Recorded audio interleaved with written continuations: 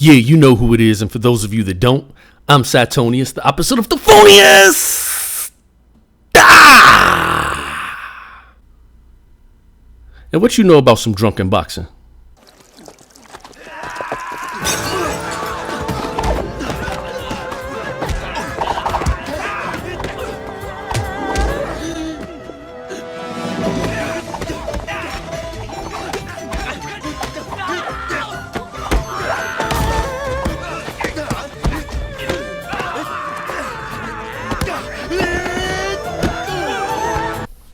Or maybe I should ask, what you know about the Kung Fu masterpiece, Drunken Master II?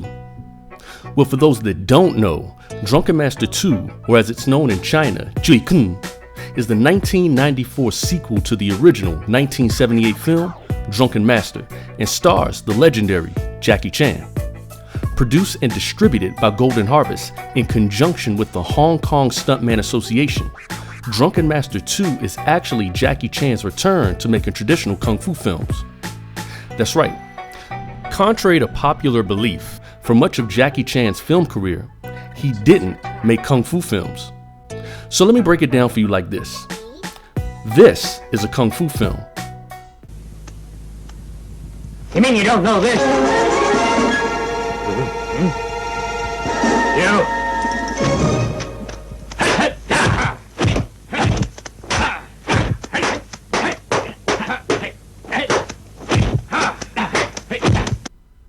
And this is a Jackie Chan film.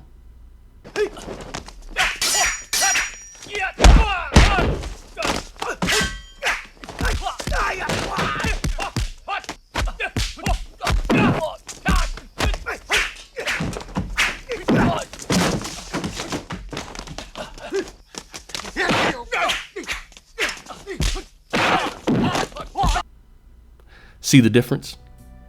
What we consider to be a kung fu film here in the West is actually broken into two subgenres in Chinese mass media, and that would be wuxia, which roughly translates to martial arts hero. An example is Jet Li as Feng Sayup, or Wang Hong in the Once Upon a Time in China film franchise, or Gordon Liu as the monk Sun Day in the Shaw Brothers classic film The Master Killer. The other kung fu subgenre is known as Shenxia, which roughly translates to Immortal Heroes. Movies like Zoo, Warriors on Magic Mountain, or The Storm Riders are well known and influential Shenxia films. Many people look at Jackie Chan as a kung fu movie star, but that term would have to be used with a grain of salt. While films like Young Master, Snake and the Eagle's Shadow, and Drunken Master I, which fall more in the realm of traditional kung fu films, helped to propel Jackie Chan into a Hong Kong movie star in the late 70s and early 80s.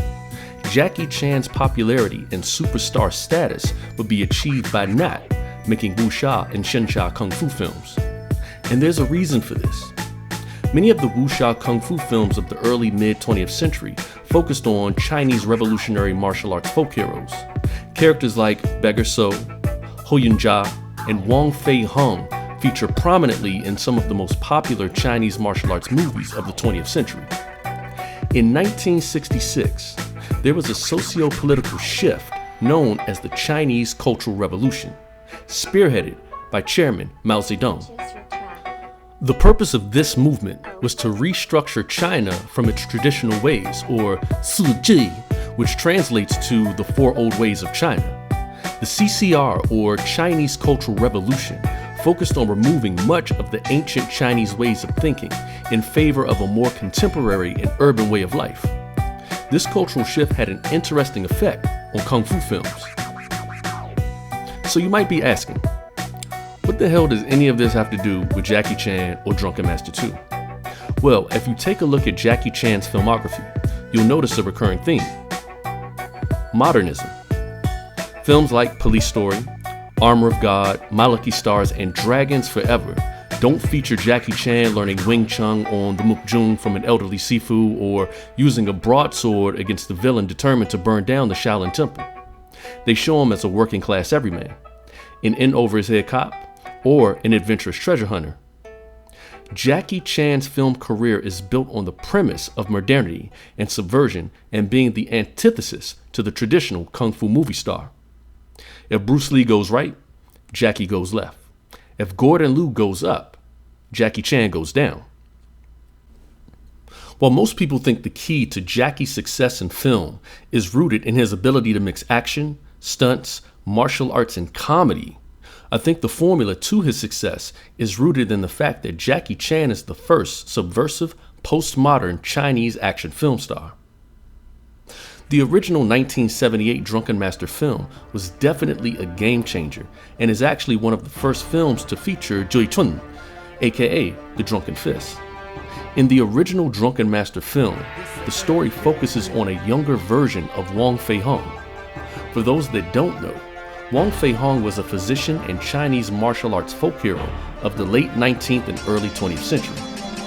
This version of Feihong is a bit more of a mischievous man-child, as opposed to the more altruistic and stoic portrayal of Wang Feihong that was made popular by legendary actor and martial artist Huang Taihing during the 40s, 50s, and 60s. Because of the popularity of the original movie, several other films tried to mimic the formula of Drunken Master, including but not limited to Dance of the Drunken Mantis, Revenge of the Drunken Master, World of the Drunken Master, and last but not least, Drunken Tai Chi, which is actually the film debut of Donnie Yen. And all of those films have one thing in common. None of them have the magic touch of Drunken Master. So what made Drunken Master so special? Well, in my opinion, in order to revolutionize and change the game, you gotta destroy and you gotta rebuild. Before the rise of Jackie Chan, the average kung fu film star was a straightforward, self-controlled master of the martial arts. So why after 16 years did Jackie Chan decide to make a sequel to one of his most influential and popular films? In 1994, Drunken Master II had a lot of things working against him. For one, Hong Kong martial arts movies of that year mostly bombed, with films such as Circus Kid starring Yuen Biao and Donnie Yen, Wing Chun starring Michelle Yeoh and Donnie Yen, and Fist of Legend. Yes, Fist of Legend, all underperforming at the Hong Kong box office. During the early to mid 90s, the Hong Kong movie industry experienced a major decline. An oversaturation and reduction of quality greatly affected kung fu films during this time, along with the cultural shift towards romance and comedy films. Plus, an ongoing economic recession made the prospect of Drunken Master II being a success highly unlikely. Another setback that the film faced at the time was who would direct it. The original Drunken Master was directed by legendary film director and fight choreography Yuen Woo-ping, who was unavailable at the time because he was working on other projects. Jackie would bring on Hong Kong film legend Lau Kar-leung to direct the film and assist with fight choreography. But the martial arts movie legends would clash over the direction of the film. A veteran of the Shaw Brothers film studio, Lau Kar-leung is kung fu movie royalty and is the son of Lau Zhang, who was a student of Lam Sai-wing, who was a protege of Wang Feihong. Lau Kar-leung wanted the fight scenes to focus on the Hungar family fist that was made famous by Wang Feihong, while Jackie wanted to focus on the drunken boxing style and comedic action that made him famous. Lau Kar-leung would leave the film halfway through production, and Jackie would take over as director and fight choreographer. Because of the problems on Drunken Master II, Lau Kar-leung and Jackie Chan would never work together again, and Lau Kar-leung would even go on to make his own Drunken Master film later that year called Drunken Master III, which is in no way, shape, or form related to or an official sequel to Drunken Master II. Lau Kar-leung would pass away from leukemia in 2013. May he rest in peace. According to Jackie, after the success of Drunken Master I, he felt that the film promoted drinking and violence irresponsibly. What he wanted to do with Drunken Master II is address that irresponsibility. What many people watching this video might not know is that there are two versions of Jackie Chan. There's an American version, which is the lovable kung fu man-child who is very self-aware about how foreign he is. And then there's the Chinese version of Jackie Chan. For all of his heroic, comedic, and down-to-earth charm in his films, Jackie has had a lot of issues regarding his public image in his homeland of China. In his memoir called Never Grow Up, Jackie speaks about public displays of drunkenness and waking up in brothels with prostitutes during the height of his fame, cheating on his wife Joan Lynn, and also instances of being neglectful and abusive towards his son, J.C. Chan. So it would seem that Jackie Chan made Drunken Master II as a bit of catharsis for his own issues with alcoholism.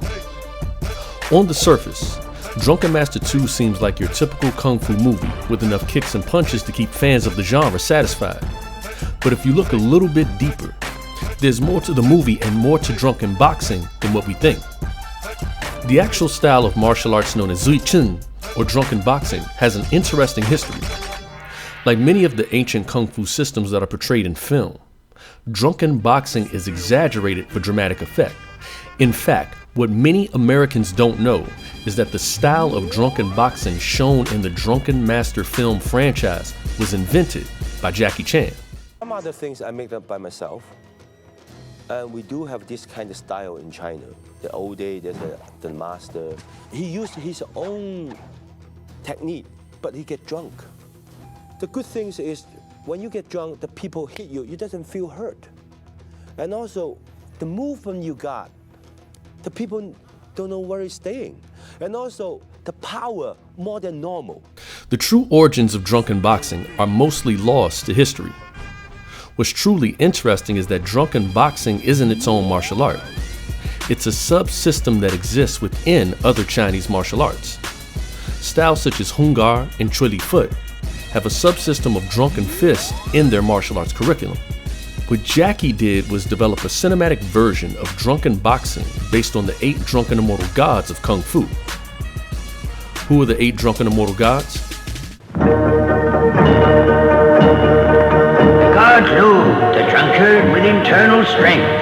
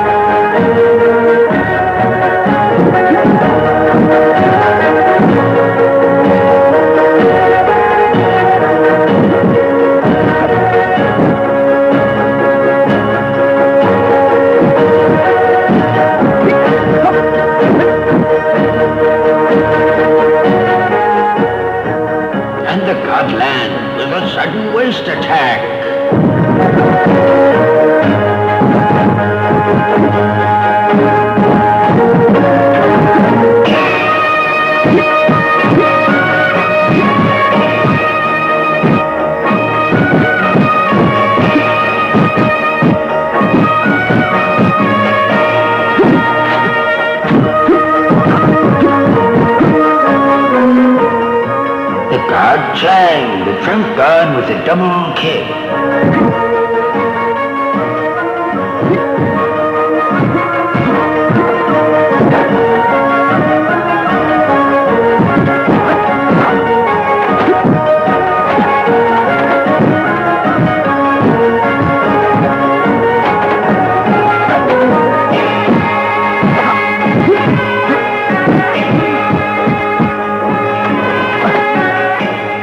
Control, the god with the throat lock.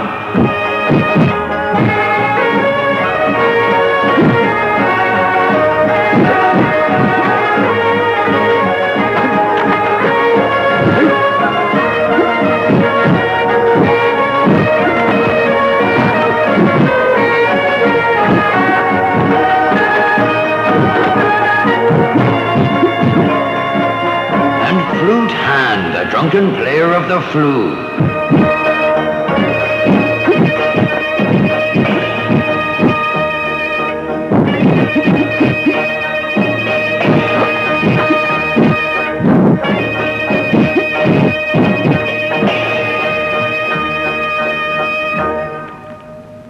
Miss Ho, the drunken woman flaunting her body.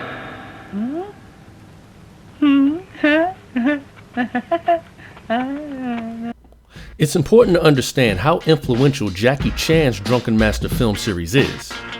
It's been referenced in everything from video games,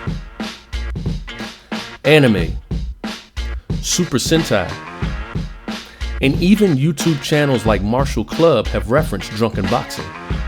With all of the recognition and praise, is it safe to say that Drunken Master II is a martial arts masterpiece? Of course! So what's the formula for what makes this film work? This movie has a lot of the same death-defying stunts, martial arts, and comedy that's present in Jackie's previous work. With Drunken Master II, Jackie uses all of those elements and adds something that isn't always present in his films: heart. Now that's not a diss to Jackie Chan's filmography. Clearly, I'm a Jackie Chan fan. But even he's mentioned that the Hong Kong martial arts action film industry is built on fighting and not story. In American film, you can see there's a lot of dialogue. They like to talk. For us, we cannot do that. We concentrate in comedy. We concentrate in action.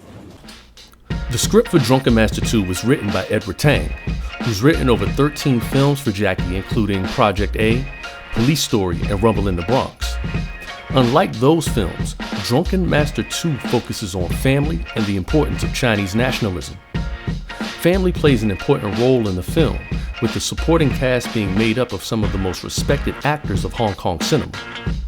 In the original Drunken Master, Wang Ke-ying is portrayed by actor Lowe, who is recast with martial arts movie legend Tom Fu Wing, or as he's better known by his on-screen nickname, T. Lung, which means Lucky Dragon.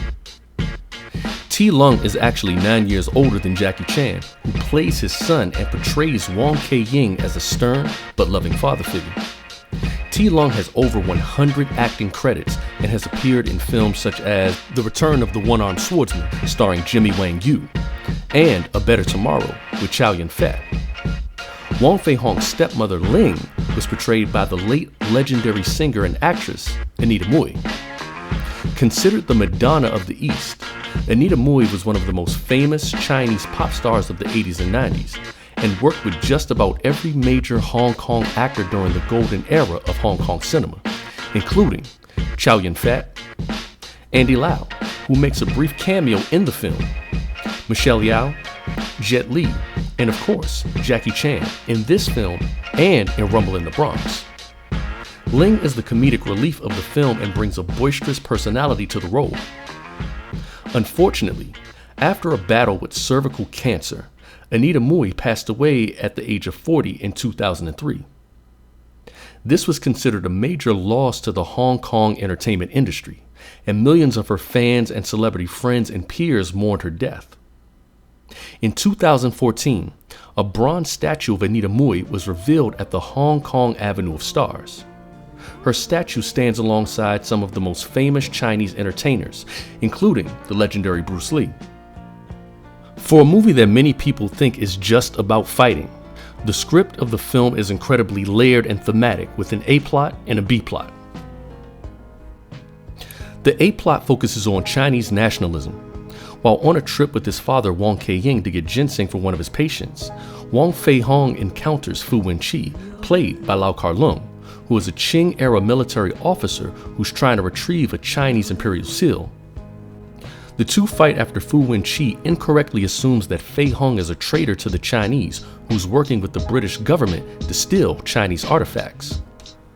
Wang Fei-hong accidentally switches the imperial seal with the ginseng root that was intended to treat an illness for his father's patient. When Wang Fei-hong realizes that he has the seal rather than the ginseng, he tries to use one of his father's bonsai plants as a substitute, which winds up poisoning his father's patient. Having the seal draws the attention of the British government, who sends traitorous Chinese emissaries to steal the artifact back. The The B-plot focuses on Fei Hung and the progression of his maturity through drunken boxing.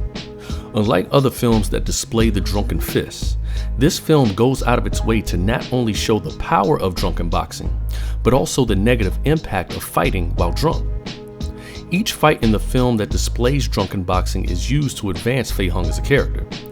In the first fight of the film, Fei Hung fights Fu Wenqi. This fight is used to show how immature Fei Hung is with drunken boxing. The theme of this fight is youth versus experience, with Fei Hung being playful and cocky, while Fu Wenqi is taking the fight serious. This is evident based on the fact that Fu Wenqi is pretty much trying to kill Wang Fei Hung. The fight is broken into two segments, with the first part showing Fu Wenqi and Fei Hung's skills with weapons. Fu Wenqi uses the qiang, or spear, which in Kung Fu is considered the king of weapons, while Fei Hung uses the Dao, or the broadsword, which is considered the general of weapons. This fight takes place underneath a train and creates a tight and slightly claustrophobic feeling. The camera work for the fight is some of the best I've ever seen, using tracking shots and tight framing to keep us zoned in on the fight choreography. The second part of the fight focuses on empty hand techniques, with Fu Wenqi using the Hung Gar fist and Fei Hung using Hung Gar and drunken fists. What's interesting about this fight is that it's the audience's first display of drunken boxing. But it isn't genuine drunken boxing because Fei Hung isn't drunk, and Fu Wenqi is able to predict and counter his attacks.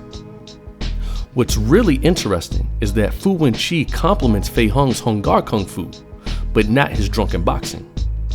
In fact, he tells him that it's unimpressive and lacks power. This establishes early on that Fei Hung hasn't fully mastered drunken boxing. The next fight in the film is Wang Fei Hong versus Fishmonger Song, who is portrayed by Hong Kong actor and singer Felix Wang.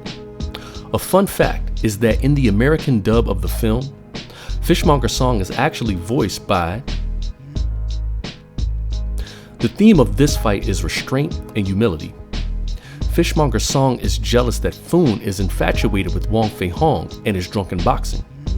So he challenges him to an exhibition match to show that his style of Kung Fu, which is Shoi Li Fut, is superior to the drunken fist. Wang Fei Hong is reluctant to fight, but agrees, and instead of drunken boxing, he actually uses the Hung Gar family fist. During the fight, Fei Hung instinctually uses drunken boxing techniques. Realizing its power, he stops the fight and claims the match was a draw. It was not. The next major fight is Wang Fei Hong versus the Purse Snatchers. The theme of this fight focuses on the negative effects of drunken boxing. A group of goons who work for the British consul attack Wang Fei Hong with intentions of stealing back the imperial seal. Even though Wang Fei Hong is winning the fight, his stepmother Ling convinces him to get drunk to display the power of drunken boxing to promote his father's kung fu school. This leads to one of the most memorable one versus many fights in kung fu cinema history. What's interesting about this fight is that it's the first true display of drunken boxing in the film. Before, when Fei Hung was using drunken fists, he wasn't drunk. But it's also the first time we get to truly see why drunken boxing can be harmful to the user. Drunken boxing draws its true power from being inebriated. When the mind and the body become drunk, you become unpredictable and invincible, but also unhinged and irresponsible. Although he beats the goons, Wang Fei Hong is so drunk that he becomes thoughtless and even unknowingly attacks his own father, who forbid Fei Hong from using drunken boxing. This leads to Wang Ke-ying kicking his son out, which leads to Fei Hong becoming an alcoholic. For a bit of context, Wang Ke-ying didn't support or endorse drunken boxing. He felt that the style led to alcoholism and poor health.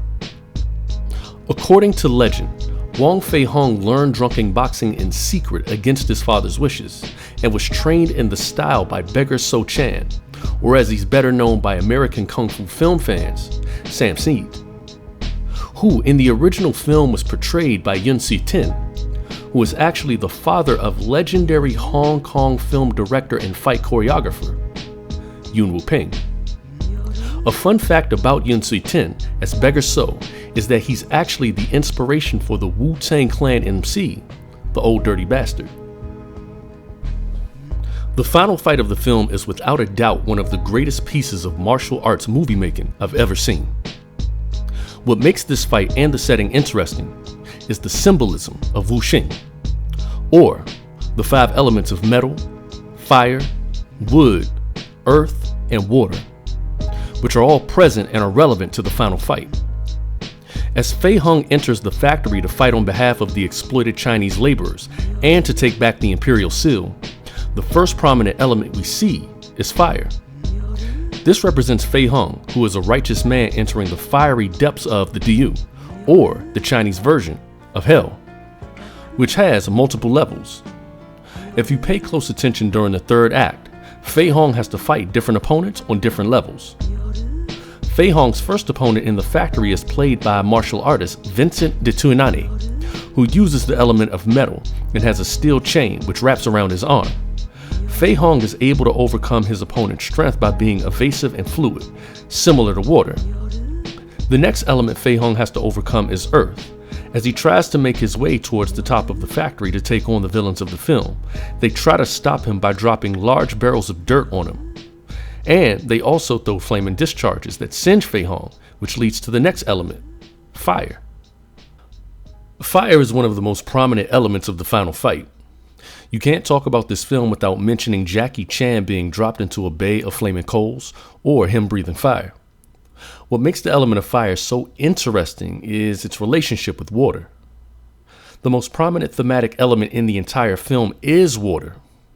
Earlier in the film, Wang Keiying gives Fei Hung a fan that says a boat can float in water, but also sink in it. This is a reference to the power and danger of water, but also a reference to using the drunken fist.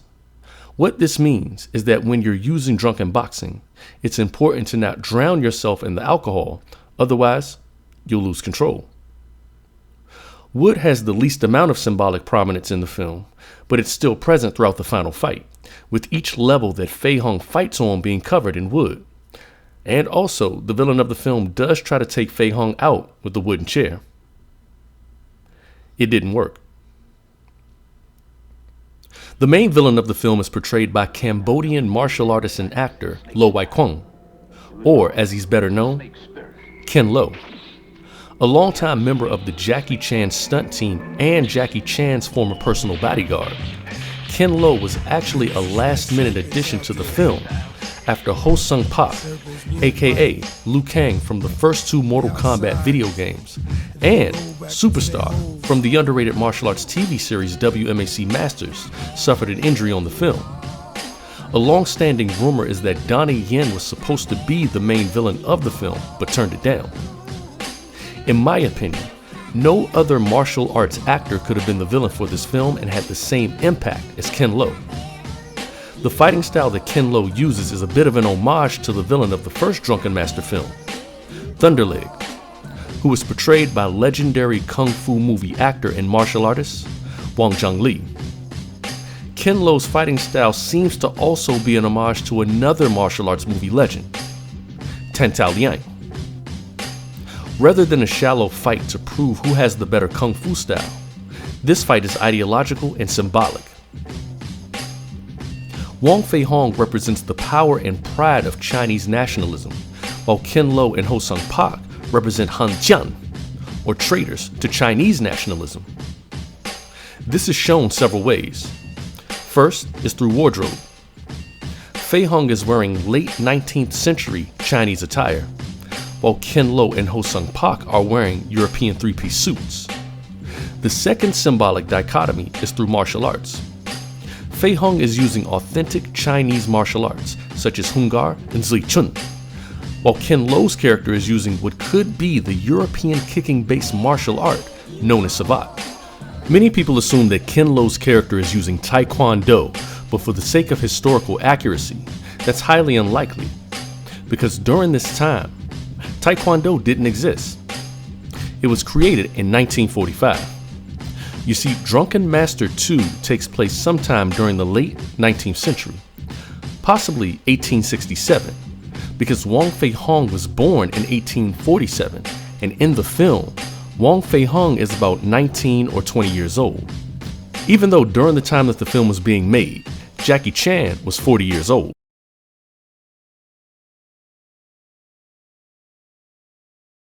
What I love about this fight is that it represents Fei Hong actually mastering drunken boxing. Unlike earlier in the film when his stepmother Ling persuades him to get inebriated to show off his drunken boxing and Fei Hong loses control, this time he takes the initiative to get drunk but uses his father's wisdom to guide him. After getting his shit rocked by Ken Lowe and Ho Sung Pak, Fei Hong drinks industrial alcohol, which has 95% alcohol content, and gets Wang Fei Hong. Fei Hong, who is now as drunk as he'll ever be in life, uses the Zi Bai Chun, or 8 Immortal style of drunken boxing. This style is influenced by Taoism, with each drunken immortal representing a different aspect of unarmed combat. First is Lu, the drunken god with internal strength. This represents durability during combat. Fei Hong charges towards Ken Lo's character John and generates so much internal chi that he's able to push him back without touching him and takes his punches and kicks like a champ. Next is Li, the drunk cripple with the powerful right leg. After that there's Zhang, the drunkard with the swift double kicks. Up next is Lung, the drunkard with the deadly waist attack. Miss Ho, the drunkard god flaunting her body to distract the opponent. Han, the drunken flute player with the powerful wrist. So, the drunken god with the powerful throat attack, similar to the kung fu style of Chi Na. And Zhong Li, the drunkard holding and controlling the pot, similar to the kung fu style of Shui Jiao, or fast wrestling. Also, Jackie Chan is the first man in history to hit another man with the Psycho Crusher.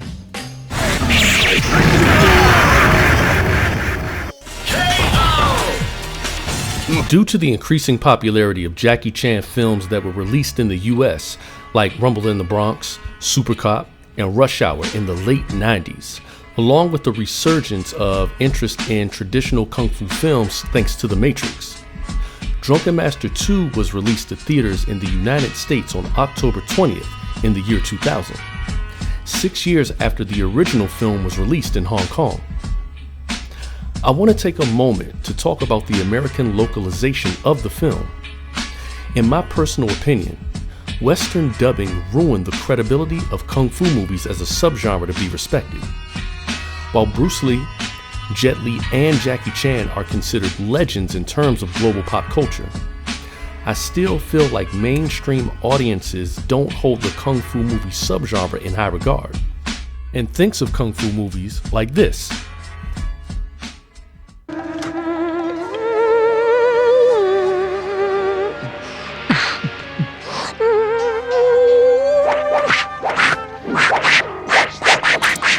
He thinks he's Bruce Lee. You want a bet? Damn you! Wanna fight, huh? Fight me! Yeah!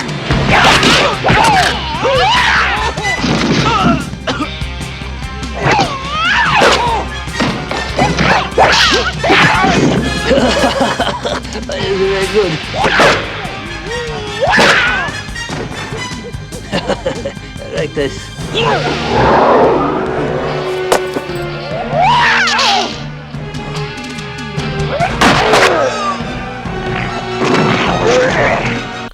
As funny as that is, it makes it hard for an American audience to appreciate the historical and cultural significance of kung fu films. Unlike the original Drunken Master film, which was never officially released by a major film distributor, references to the 8 drunken immortals are completely removed and replaced with Monkey drinks master's wine.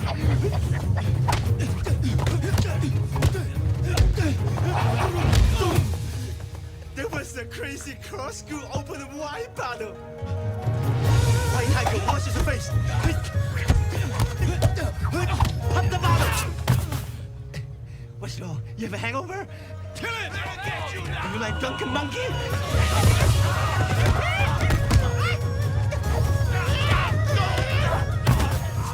Eagle carries wine bottle. This was done because Dimension Films, the American distributor of Drunken Master II, felt that mainstream audiences wouldn't understand the references to the Taoist drunken gods. The film was also changed from Drunken Master II to the name The Legend of the Drunken Master to remove any previous connections to the original film. Other aspects would be removed as well. In the original movie, the film ends with Wang Fei-hong getting brain damage from drinking the industrial factory alcohol. But in the American version, the film ends like this.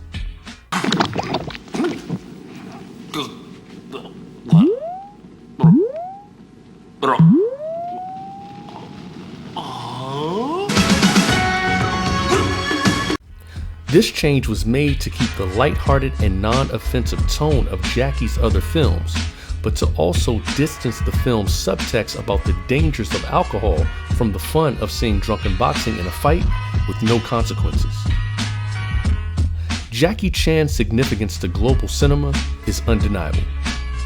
Not only is he a drunken master, but he's a master of filmmaking, being deeply involved in just about every level of the movies he stars in, from choreographing the fights, to directing, to even singing the songs on the movie soundtracks. Jackie Chan is like if Fred Astaire, Charlie Chaplin, and Bruce Lee did the fusion dance. So what else is there for me to say about Drunken Master II and Jackie Chan? Well, I'll have to let Jackie close this one out.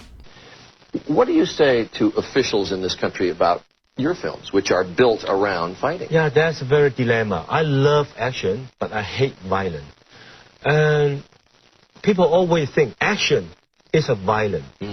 Then what can I do? So this is why when I'm making an action film, I put a lot of comedy, a lot of humor.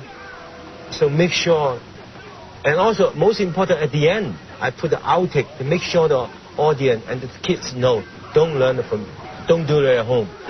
I've taken for years training. And I'm not a Superman. I do get hurt. But I just have the guts to do it. Hurt you?